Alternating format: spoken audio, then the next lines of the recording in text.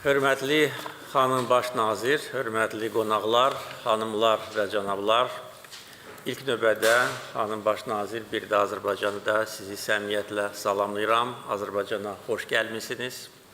Əminəm ki, sizin səfəriniz İtaliya-Azərbaycan dostluq əlaqələrinin inkişafına növbəti töhfə olacaqdır.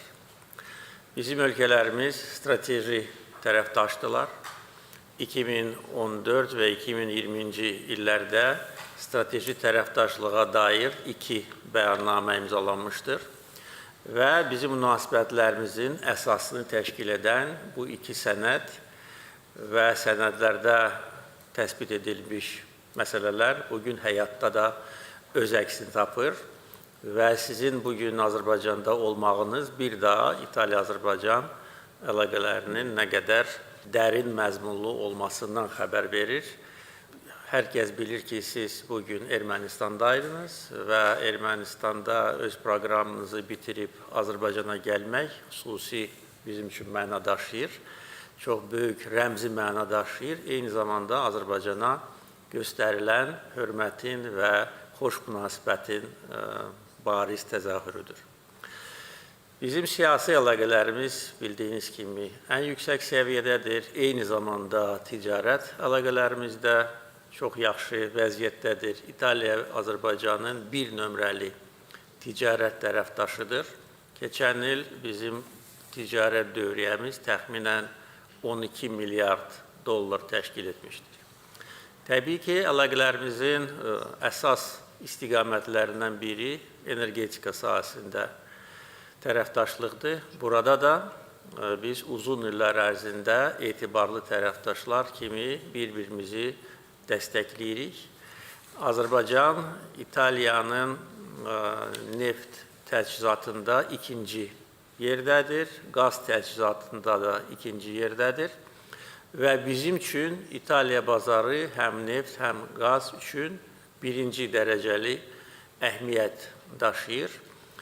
Keçən il Azərbaycan 25 milyard kubmetr təbii qaz ixrac edib, onun 9,5 milyardı İtaliya bazarına ixrac edilmişdir. Və bugün söhbətlər və danışıqlar əsnasında biz bu həcmi artırmaq üçün müzakirələr aparmışıq.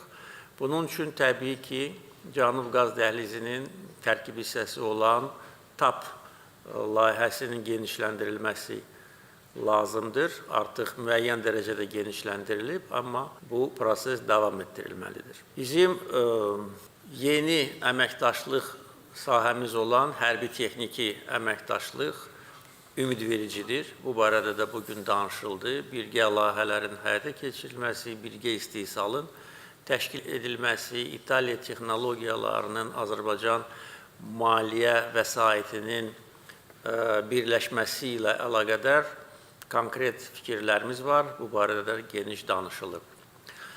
İtaliya bazarı bizim üçün çox maraqlıdır.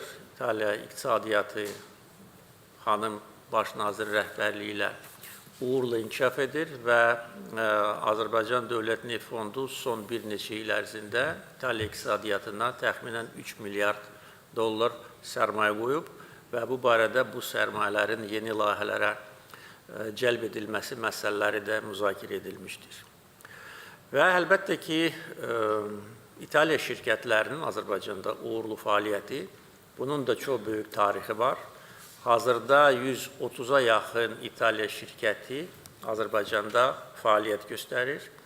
İstəyirəm ki, onların sayı daha da çox olsun. O cümlədən işğaldan azad edilmiş Qarabağ və Şərqi Zəngəzurda İtaliya şirkətləri 23 layihə həyata keçirib və həyata keçirir. Və xarici ölkələrin şirkətlərinə baxdıqda bu layihələrin icrasında İtaliya yenə qabaqcıl yerlərdədir.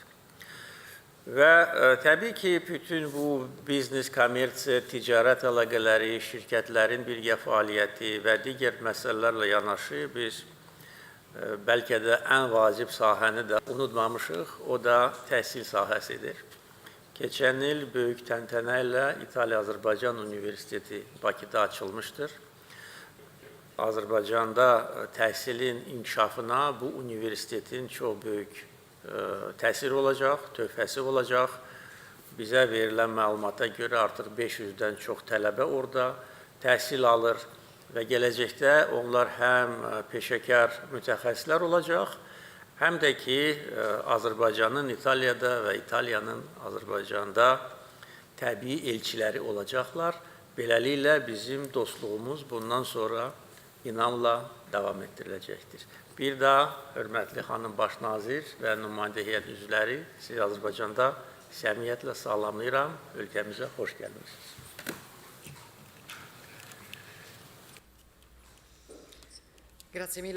Çox sağ olun, cənab prezident.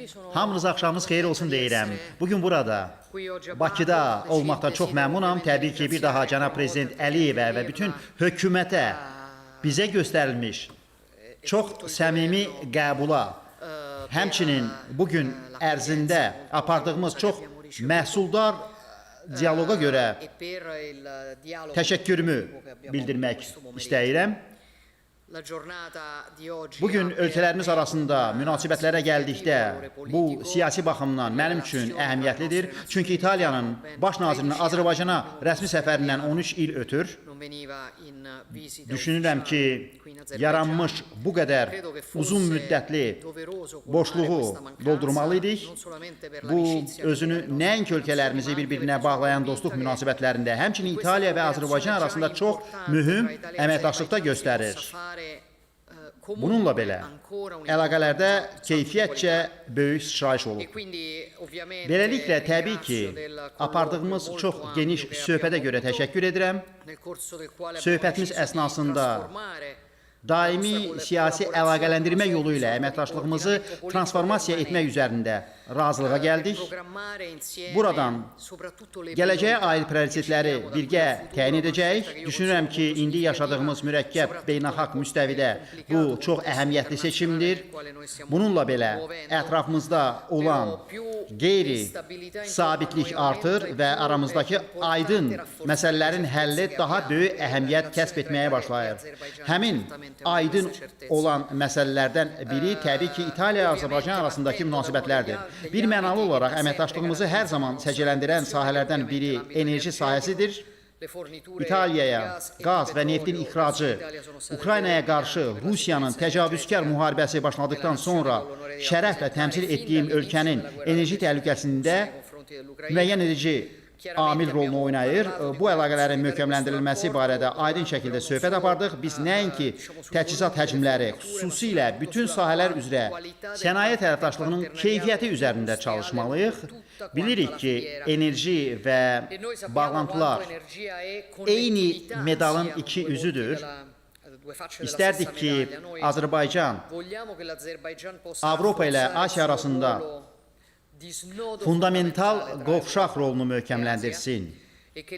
İtaliya bu baxımdan Avropa bazarına imtiyazlı giriş qapısı rolunu hər zaman oynamağa hazırdır. Aydındır ki, bu cür plan sərmayələri, uzun müddətli proqramları ölkələrimizdə istehsal və sənaye sistemlərimizin ən münasib imkanlarının bir araya gətirilməsini tələb edir. Bu səbəbdən biz 2026-cı ilin ikinci yarısında burada Bakıda biznes forum təşkil etməyə planlaşdırmışıq ki, siyasi əməkdaşlığımızı müəssisələrimiz, işçilərimiz üçün konkret fürsətlərə çevirək. Mən prezidentlə razıyam ki, bütün bunlar istər son illərdə gözə çarpan Azərbaycan sərmayələrinin İtaliyaya yatırılmasında, istərsə də Azərbaycan tərəfi üçün İtaliyanın geniş miqyaslı sərmayələrinin ayrılmasında görünür.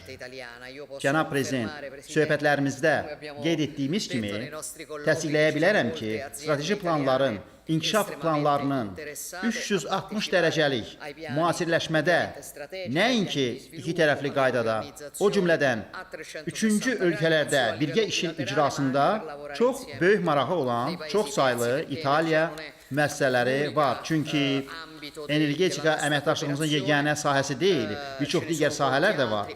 Həll edici digər sahə müdafiə və təhlükəsizlik sahəsidir.